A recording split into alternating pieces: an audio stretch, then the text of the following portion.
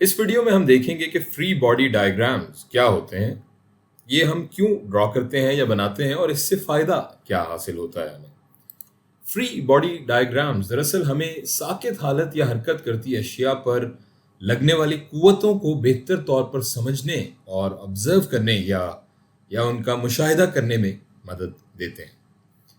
ہم ایک مثال کے ذریعے اس کو مزید بہتر سمجھتے ہیں۔ فرض کریں ہمارے پاس ایک ایسی سطح یا سرفیس ہے جس پہ کسی قسم کی کوئی فرکشن یا رگڑ کی قوت موجود نہیں ہے، اور اس پر ساکت حالت میں ایک بلاک پڑا ہوا ہے، اور اس بلاک کا وزن ہے 10 نیوٹن۔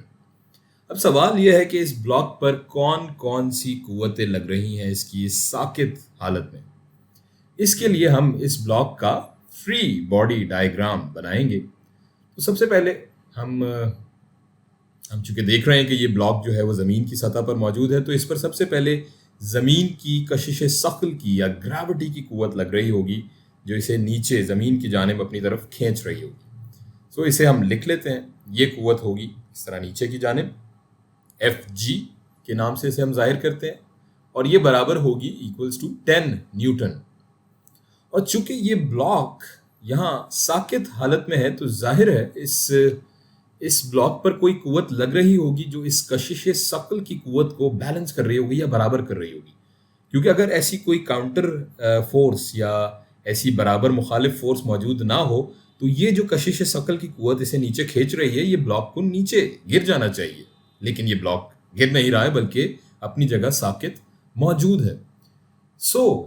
وہ قوت جو کہ اس کشش ثقل کی یا گریوٹی کی قوت کو بیلنس کر رہی ہوگی، وہ قوت کہلاتی ہے نارمل فورس، اور وہ قوت دراصل پرپینڈیکولر یا عمودی سمت میں اس گریوٹی کی فورس کی بالکل مخالف سمت میں اس بلاک پہ لگ رہی ہوگی، اور اس کا میگنیٹیوڈ اسی کشش ثقل کی قوت کے برابر ہوگا۔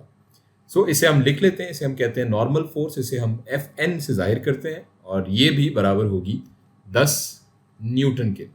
اور یہ دونوں قوتیں آپس میں بیلنس فورسز ہیں یا متوازن قوتیں ہیں، جو کہ ایک دوسرے کو کینسل آؤٹ کر رہی ہیں، اور یہ بلاک ساکت حالت میں موجود ہے۔